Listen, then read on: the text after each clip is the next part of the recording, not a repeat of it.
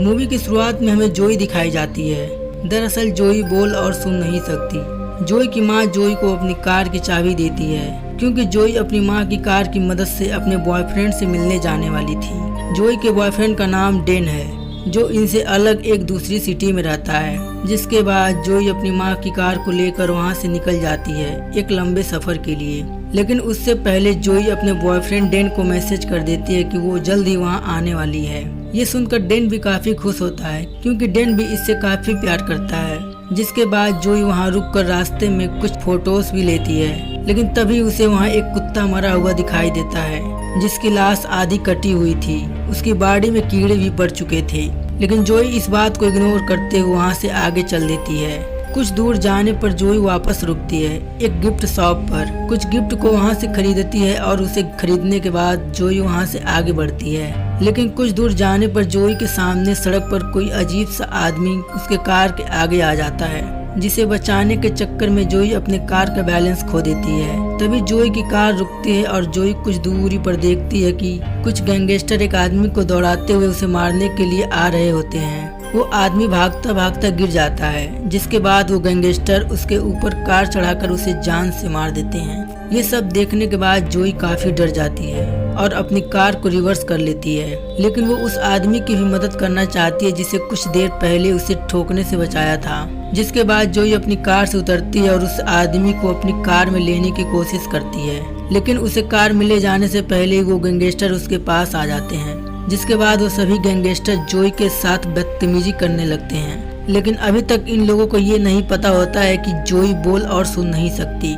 उनमें से एक गैंगस्टर एक बड़ा सा चाकू लेकर जोई के सामने उस शख्स को मार देता है जिसे जोई बचाने के लिए अपनी कार में ले जा रही थी। और ये सब से जोई काफी डर जाती है, वहाँ से भागने लगती है। लेकिन उन गैंगस्टर में से जिसका नाम ट्रे होता है वो जोई के ऊपर गोलियां चलाने लगता है, जिनमें से एक गोली जोई के पैर पर लग जाती है। जिसके बाद वो सभी जोई को उठाकर अपने अड्डे पर ले जाते हैं और उसे पूरी तरह से कटीले तारों में बांध देते हैं, जिसकी वजह से वो कटीले तार जोई के हाथों में घुस जाते हैं। वो सभी जोई के साथ आकर उसे टॉर्चर करना शुरू कर देते हैं। जोई को कुछ देर टॉर्चर करने के बाद उन सभी को पता लग जाता है कि जोई बोल और सुन नहीं सकती। उन गैंगस्टर में से एक बंदा जिसका नाम वेस्ट था, उसे जोई पर तरस आ जाता है। वो ट्रे से जोई को टॉर्चर करने से मना करता है, लेकिन ट्रे किसी की बात सुनने के लिए तैयार नहीं था क्योंकि ट्रे इस ग्रुप का हेड था और इसे उस बात का बहुत ही घमंड था। जिसके बाद ट्रे जितना हो सके जोई को टॉर्चर करता है। ट्रे अपना लाकर खोलता है और उसमें से कई सारी खोपड़ियाँ रखी थी, जिनमें से एक खोपड़ी को उठाकर ट्रे जोई से कहता है, मेरा बाप और मेरे बाप का बाप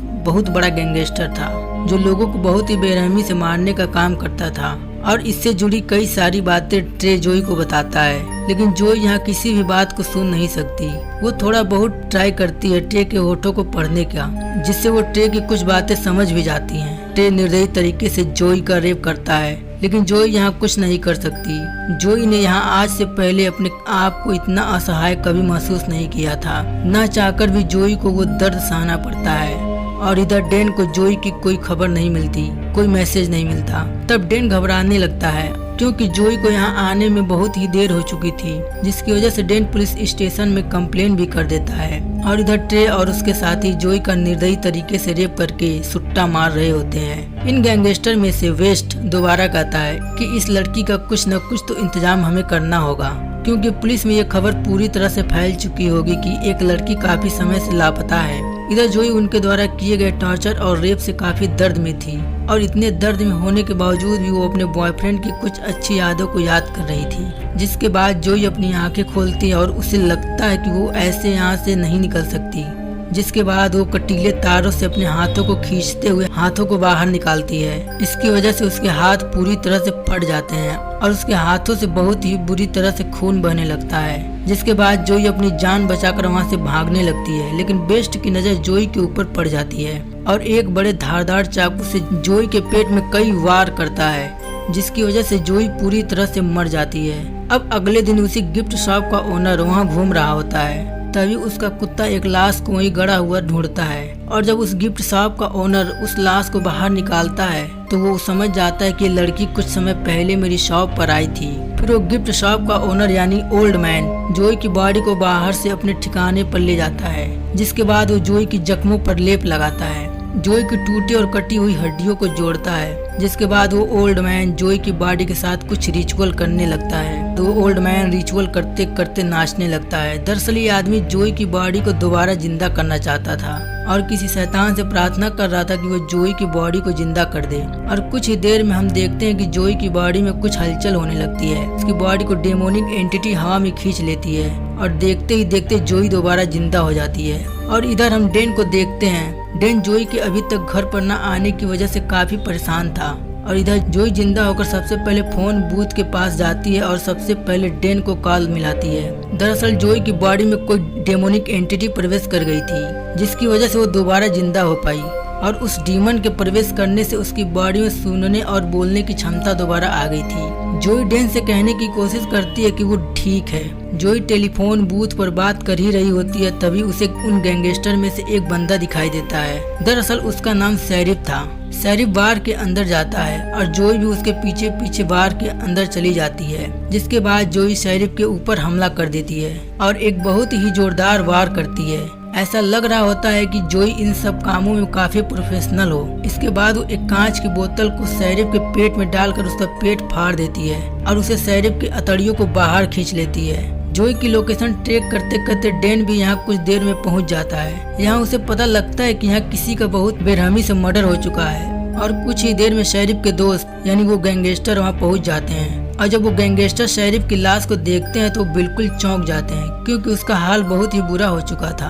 तभी डेन उन गैंगस्टर को जोई की फोटो दिखाता है और जोई का पता पूछता है, जिस पर वो गैंगस्टर उसे कुछ भी नहीं बताते। और इधर जोई को दिए जख्मों के कारण जोई उन लोगों को मारने के लिए और भी आक्रामक होती जा रही थी। जोई एक घर के गैराज में जाती है जहाँ बहुत सारे हथियार रखे थे और तभी वो वहाँ से एक धनुष को ले लेती है। इधर उन गैंगस्टर को भी शक हो जाता है कि ये सारे काम कहीं न कहीं वो लड़की कर रही है। इसलिए सभी गैंगस्टर मिलकर जोई की बॉडी को देखने जाते हैं कि कहीं वो लड़की ही तो नहीं जो इन्हें धीरे धीरे करके मार रही है। जब वो उस जगह पर देखते हैं जहाँ पर वेस्ट ने जोई की बॉडी को दफनाया था, तब वो बिल्कुल हैरान हो जाते हैं क्योंकि जोई की बॉडी वहाँ पर नहीं होती है। और अब जोई धीरे धीरे सभी गैंगस्टर को खत्म करके अपना बदला लेने लगती है। लेकिन धीरे धीरे करके जोई की बॉडी सड़ने लगी थी। हालांकि जोई जिंदा तो थी, लेकिन उसकी बॉडी में किसी और की आत्मा थी। अब उसकी जिंदा बॉडी भी एक लाश के समान थी, जिसके कारण जोई की बॉडी में काफी सड़न आ जाती है। अब इन सभी गैंगस्टर को पता लग गया था कि वो लड़की अब इन्हें भी नहीं छोड़ेगी,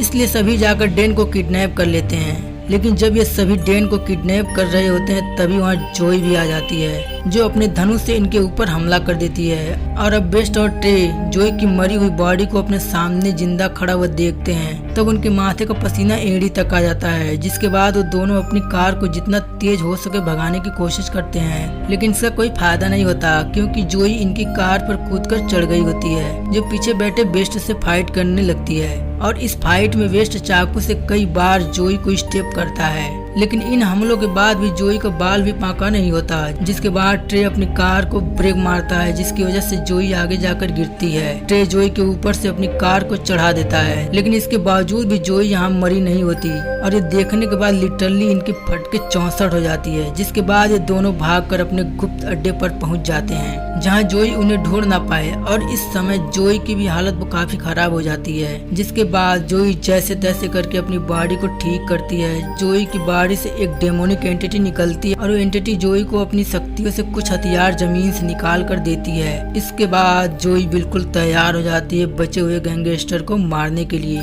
जोई उन गैंगस्टर के गुप्त अड्डे पर भी पहुंच जाती है, क्योंकि आखिरकार वो एक डेमोनिक एंटिटी है। उसके पास कई सारी शक्तियां हैं और उनसे बचना नामुमकिन। जिसके बाद जोई बुरी तरह से उन लोगों को मारने लगती है। वो बेस्ट को पकड़कर उसका दिल निकाल लेती है और उसे ट्रे के सामने ही कच्चा खाने लगती है। ये देखकर ट्रे बहुत ही डर जाता है और तभी बाहर शेरिफ आ जाता है, जो ट्रे से कहता है कि तुम बिना हथियार के बाहर आ जाओ, तुम्हें कुछ भी नहीं होगा।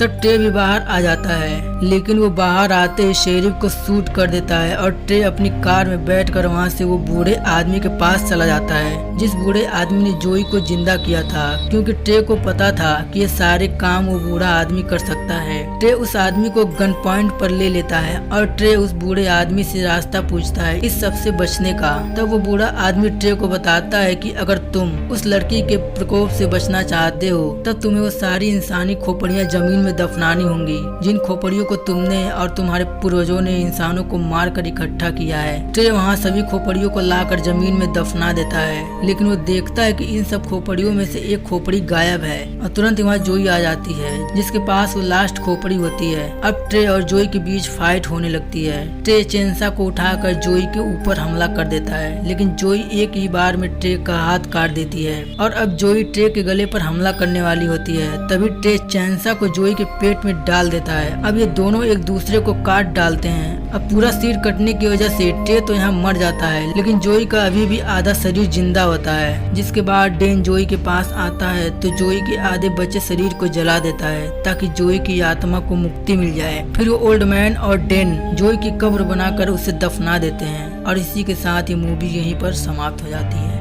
आशा करता हूँ दोस्तों आपको मेरी एक्सप्लेनेशन पसंद आई होगी। ऐसे ही एक्सप्लेनेशन वीडियो देखने के लिए हमारे चैनल को सब्सक्राइब जरूर कर लें। मिलते हैं अगली वीडियो में, तब तक के लिए bye bye and take care.